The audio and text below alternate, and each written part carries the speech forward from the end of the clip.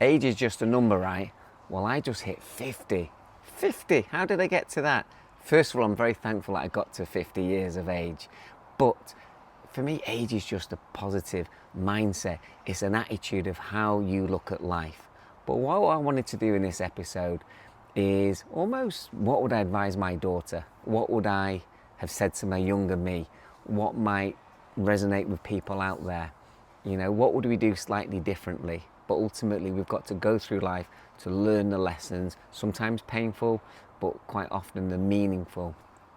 So I want to share what I would suggest in the 20s, 30s and 40s, if it was a younger me, and also I'll share what I did in those decades and what I learned from it, what I did right, or maybe what I should have done differently. So if I look at the 20s, a long time ago, hey, for me and some of you, but maybe some of you are in your 20s listening to this. In your 20s, life is full of energy, full of enthusiasm. You've not been beaten down by life and other people. For me, the 20s is finding who you are and what you're about. Find your own purpose. Many people in life, believe it or not, never find what their purpose is, what their passion is. They just fall into life. I'm not blaming them, it's difficult at times, but finding your true purpose, you owe it to yourself. Travel. No matter what you do for education, the best education in life that I can recommend is travel.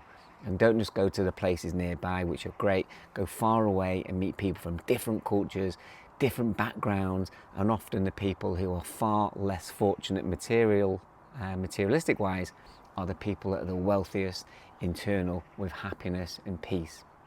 So definitely travel, meet new people, try new things, new hobbies, do all of that. Get out there, but don't waste time, because time goes fast, is what I'd be telling myself.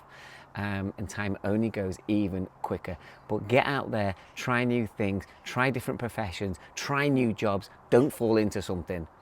If I go back to me, I didn't even pass my college course, didn't bother going to uni, wouldn't have got in anyway.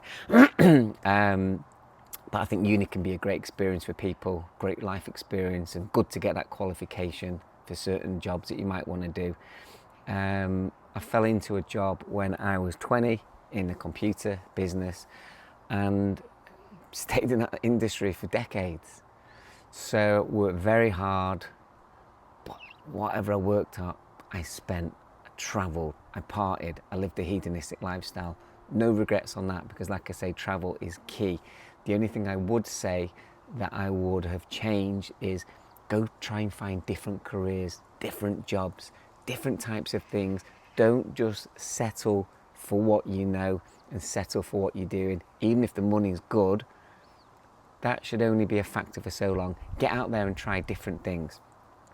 30s, I'd say now you've hopefully found a little bit more what you want to do in life. You've found your purpose and meaning a little bit more. So it's now about getting your head down, working hard, building a career, trying to get a bit of stability about you, but still travel. Never stop traveling. Keep exploring, because you'll learn new things about yourself all the time. But don't waste time. Time's now going faster to my younger Paul at 30. So don't waste time. Don't be scared of making change. What did I do in my 30s? Well, I was still in the same career. I started my first business at 25, so that kind of locked me in. But it gave me some flexibility, but it kept me in there. And once you've worked for yourself, it's very difficult to then go and work for somebody else. But working for yourself isn't all positives. The business and your company, it can own you day and night. So for me, I stayed with my business, my career, and it was okay. I had failed businesses, but for me, better to try things in life and not even use the word fail, but learn. But if I could go back in time, I would have tried a different business, a different career, explored something different, basically. So don't get set in what you're doing, because before you know it, you're going to be 40. And you hit 40, then for me, life's a little bit more about getting a bit more balance. You know, gratitude, being thankful, I think is something I'm instilling into my daughter who's 8 on a daily basis.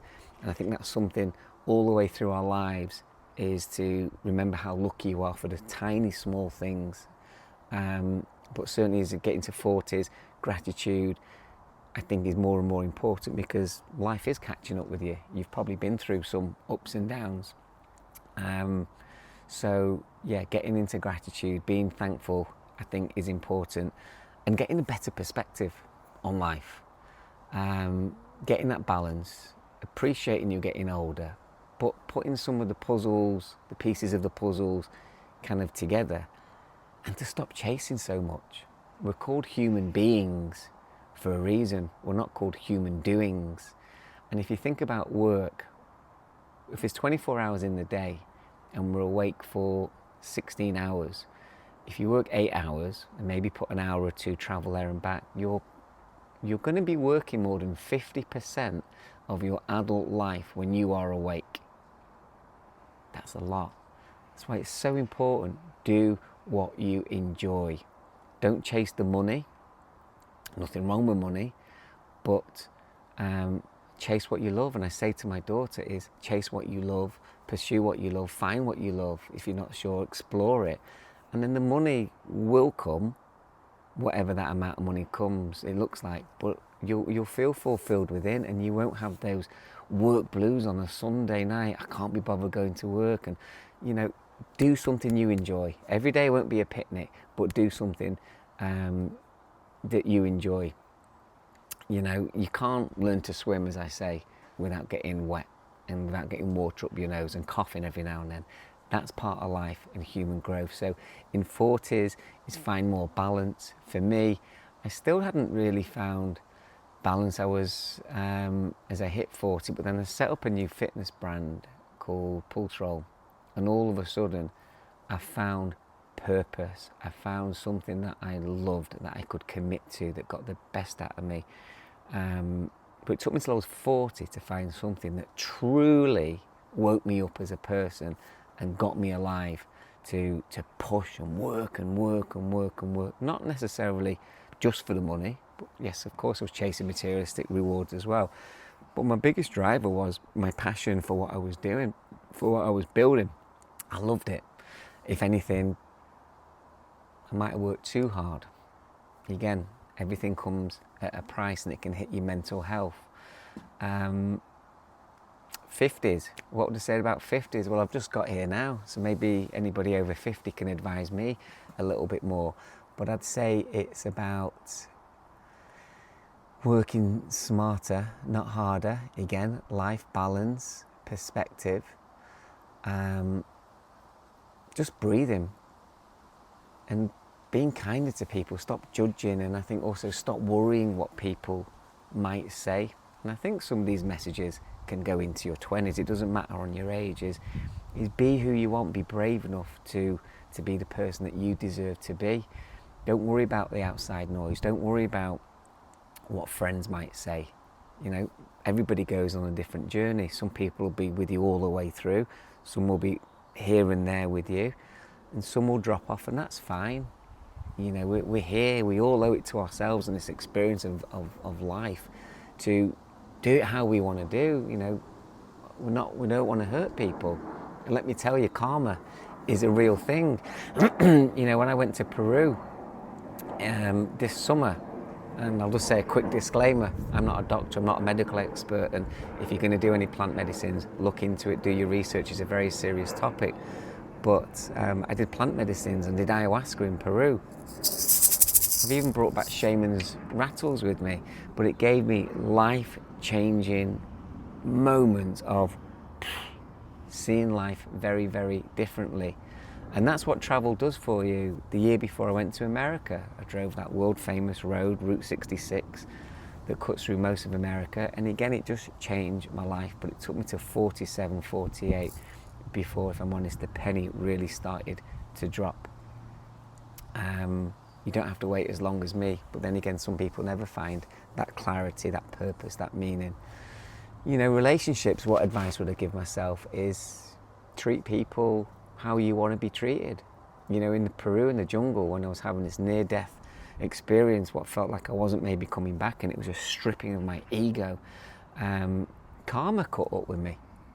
And let me tell you, it wasn't very pretty. Karma beat me up big time. You know, yes, I'm a good person. I've been a good person, but I've made some poor decisions, whether they were knowingly or as a result, they ended up as a bad decision. So karma caught up with me. To treat people as you want to be treated. Relationships are difficult. I didn't get married till I was 40. I thought I wanted to be the best version of me before I become a parent. So I had to work on all of my flaws and learn life lessons and patience and perspective, which gave me those tools to be the best dad that I can be. And I love being a dad to my baby Estella, but I'm always working on myself. Never get content with it. Never take it for granted. It's a blessing to be a parent. But I went through a painful split. I got hurt. You might say karma caught up with me, and I accept that. You know, so if relationships are going to end, make sure you do them the right way, especially when families are involved, because that cut me pretty deep because families are involved. So again, is it related to karma? It might be. You know, as always in my videos, there's not much structure and flow. That's the ADHD. It just kind of comes out, but I hope it makes some sort of sense and you can connect some of the dots, because life is a roller coaster. In fact, I'm starting a book about riding the roller coaster of life. But life is a roller coaster, and you often learn the most through difficult times in life. So be brave, face your fears. I started seeing a life counsellor when I was 28 because I wanted to be the best version of me. I then had my biggest fears growing up was the fears of losing my parents. Then I had to face losing my mum when I was 32, 33. And it broke my heart in a million pieces. It took me many, many years to get over that. In fact, plant medicines and this spiritual journey that I started a few years ago was a huge help with that. You know, but I realised that leaning into your biggest fears, and I've done an episode on courage and that type of thing, of leaning into your fears, of, you know, when my dad got terminal cancer, how I made relative peace with it, how I looked after him, how I appreciated the time, how I went to see him in the chapel of rest, how I was there when they put the coffin lid on, how I tightened up the lid. All of these things, I was leaning into my deepest, darkest fears, because then ultimately your fears become your strengths. Otherwise our fears chase us around as a shadow subconsciously forever, and none of us should live with fears. So if you've got any fears, whatever it may well be, acknowledge them, make peace, embrace, and however you need to work through them with professional help, with support of whatever it might well be, is work through them, and trust me, then you've got nothing to be scared of. Don't let life's experiences or other people shape you in a negative way. We're all human, we're all gonna pick up bruises from life, but if you're with somebody who doesn't treat you nice, doesn't speak to you nice, doesn't appreciate you, doesn't see you, that's not necessarily down to you, that's down to them. It could be friends or a relationship, because quite often who we are, we're holding up a mirror to other people, and they might not like what they see in the mirror looking back at themselves. So they use a way to attack you, to not be kind to you, to try and pick flaws and holes, and be mean to you, but it's actually them looking at themselves.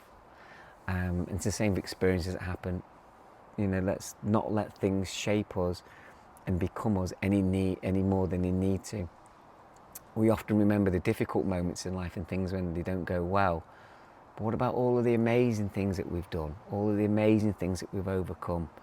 You know, let's remember and focus on them more than we do the things that don't work out. Mental health has become key for me. I've had ups and downs with that. Look after your health, physical health, mental health, be active for the mind. You know, so yeah, I'm trying to pass my lessons on to Estella now. She'll make her own mistakes and she'll live her own life. But if I give her a bit of a guidebook and just a few little pointers and be there to catch her when I need to, then that's what I'll do. But time goes by fast. Appreciate time, because there's one thing in life you'll never get, is time back. And if anything, mortality, accepting that we're all going to die one day, I think the minute you can accept your mortality is almost the day that you can truly start to live. You know, that's when you can really appreciate things. Don't wait for these awful moments in life when life changes by a phone call, by an email, by a conversation, to realise what's most important and what life is, what's life about. So there's something from me. Let me know in the comments what you've thought. All the likes, all the comments will be appreciated massively. But let me know, what would you say to your younger self? What's that one thing you would say to your younger self? And what are you most proud of that you've overcome or done in your life? But be kind to yourself. Nobody's got all of the answers. We never want all of the answers, because it means we're always looking for more information and we're looking to grow. So be kind to others. Treat others how you want to be treated, and never stop growing. Don't be scared of any mistakes you might make, because every mistake is a lesson, and everything you do, you're one step closer to making some positive change for yourself. And surround yourself with the right people. Huge bit of advice I'd give. Doesn't matter how long you've known them, is build a little community for yourself with the right similar-minded hearts and souls. Anyway, thanks for watching Life with Paul M. I hope somebody's taken something from this, and no doubt my little daughter Estella will watch this in years to come, and no doubt have a life, not a life, she will have a life, have a laugh. Much love, thank you, namaste, have a great day from the Rolling Stones. And age is just a number and a mindset. Don't forget that.